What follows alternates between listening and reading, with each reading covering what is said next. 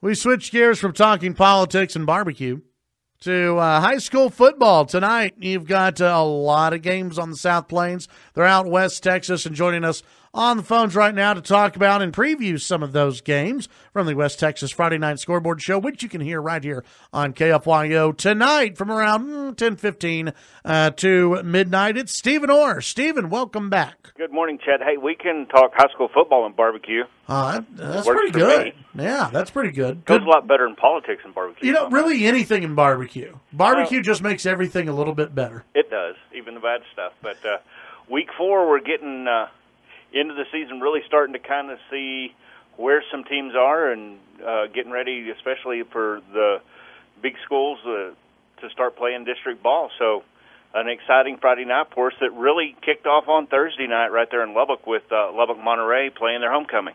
Yeah, and they didn't fare so well. Well, it was good until halftime. It was tied up at the half, 14-14, but in the second half it was all Midland Lee, and I was really, I'll be quite honest with you, I was surprised that game was close at the half because Midland Lee's been playing some pretty good ball, and Monterey just couldn't hang on there. But 31-14 is your final in that ball game.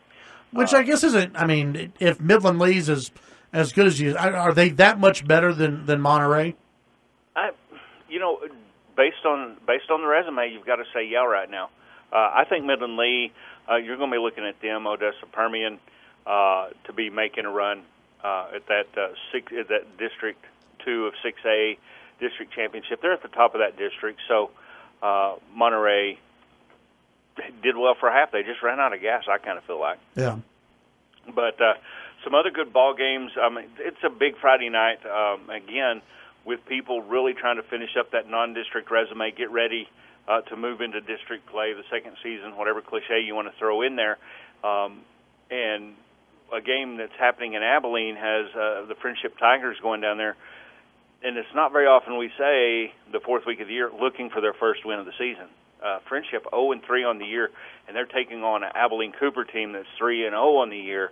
And that game has the potential to be lopsided if Friendship doesn't take care of business early and really establish a defense and contain what Cooper's able to do on offense. That's a big game. And like I said, Cooper has been very impressive so far this year. Friendship has lost a couple of close games. They've been some high-scoring games. Friendship can put points on the board, but they've had a hard time keeping other people out of the end zone. So they're going to need to play a better game on defense tonight if they want to be in that one. Lubbock Cooper, the Pirates traveling down to Weatherford. They'll take their 2-1 record down to Weatherford and play a Weatherford team that's 0-3 on the year. And I think, if Cooper will show up and play ball and not assume that the game's theirs, the game will be theirs. I think they have a really good chance to win that ball game. A game I'm excited for, a team that maybe surprises a little bit. Lubbock Coronado sitting at 3-0 on the year. And they're going to host Canyon Randall High School up out of the Canyon Amarillo area. Randall dropped their ball game last week. They're at 1-1 on the year, but they're historically a pretty good team. But Coronado really can build on their momentum with a win. That would be a quality win for them as they get ready for district play, and I think they have a good chance to do that. I've been impressed with what Coronado has been able to do so far in this season, and I think they have a really good chance to make some things happen.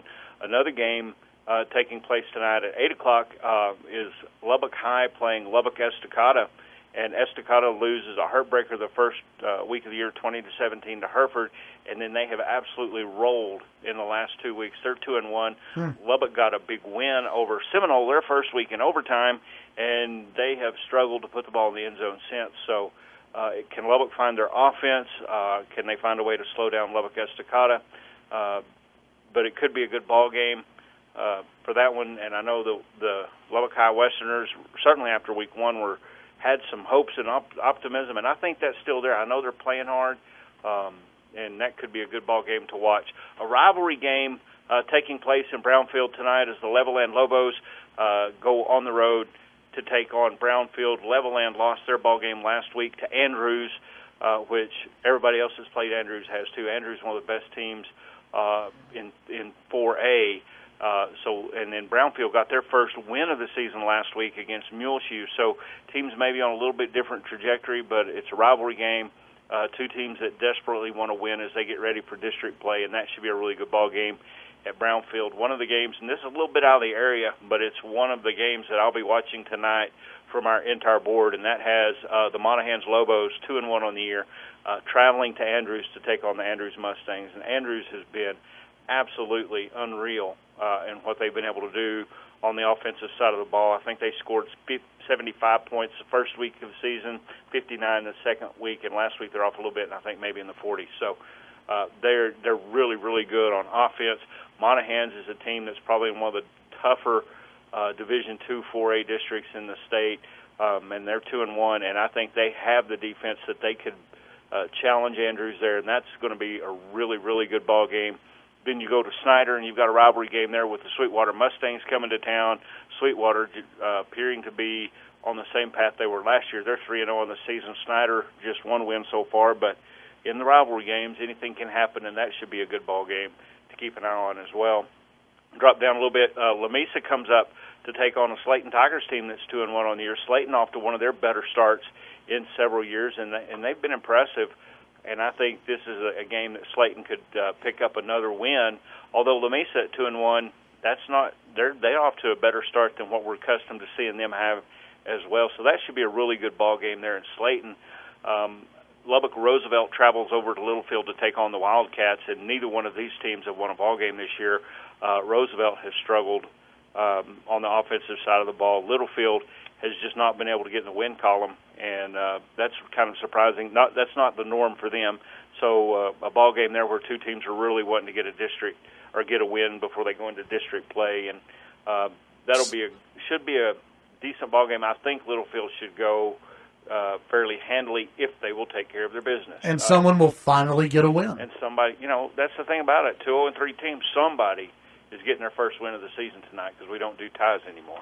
Idalou goes to Post, and the Wildcats 1-2 on the year, taking on the Post Antelopes 2-1, and I think probably Post a little bit of an advantage here. Idalou has struggled, haven't been themselves this year. Another really good game. The New Deal Lions are going to travel up to Sunray. That's halfway to Canada. To take on the Sunray Bobcats, and Sunray's at 2-1 on the year. They're always a really strong, very physical team. New Deal has had 3 really good wins so far this year, but this is probably the toughest game they've played so far, and but that should be a good one up at Sunray. Then Hale Center travels to Lockney to take on the Longhorns. Hale Center 3-0 on the year, off to a really good start. Also, Olton out of District 2 of 2A Division 1.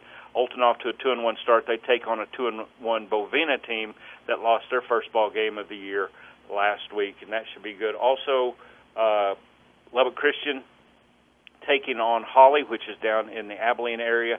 Lubbock Christian is off to a 3-0 start. Holly is at 2-1 on the year, and be a good test for them. Lubbock Trinity taking on Sudan, and Trinity is 2-0 on the year. Sudan at 1-2, and I think Lubbock Trinity has a good chance to improve to 3-0 in that one as well. Then when we get into six-man football, Ropes hosts the Happy Cowboys, the number 2 team in six-man in the state. Happy 2-0 on the year. Ropes is at 2-1 on the year, and but Ropes has some good quality wins. Their first win of the year was a big one, and I think that could be a better ball game than some might expect. You've got Lorenzo at 3-0 on the year. They're off to a good start. They host a 1-2 Hart team, and then number 10 Nazareth comes to town to take on New Home, who's 1-2 on the year, and then Meadow travels to Spur. Meadow's at 2-1 on the year, and they've got a pretty good ball club, and they'll be down in Spur tonight. So that's some of the games we've got going on, and I think it's going to be a good Friday night, and if Mother Nature will just leave us alone, we might even have time for some barbecue beforehand. There you go. That sounds good. What is the game of the week, or maybe 2 games of the week that people, if they're looking for a game, a must-go-to game, which ones do they need to go to? I'll tell you what, I love that Lubbock Coronado game. Yeah. That would be one that I would make an effort to see. If you don't mind driving a little bit, drive to Andrews and watch the Monahans Lobos and Andrews play. That could be a really good ball game as well. Those are probably my 2 favorites on the board this week. And like I said, you've got Lubbock High and Lubbock Estacado playing too. So that's a good way to get a doubleheader going. Yeah, absolutely. Stephen Orr, West Texas Friday Night Scoreboard Show. You can hear the show right here on KFYO about 10:15 to midnight tonight, covering many schools over a huge area. Have about 190. I think tonight's 194 games on the board. Yeah, you are going to be busy. Well, we find something to do for sure. Hey, Stephen, thank you very much. Appreciate it. Chad, as always, thank you. Have a great weekend. You too. That's Stephen Orr, West Texas Friday Night Scoreboard Show, which, again, you can hear on KFYO later on this evening at right around 10:15 or so. A lot of good games. A lot of good games here locally happening. Chad Hasty Show, KFYO.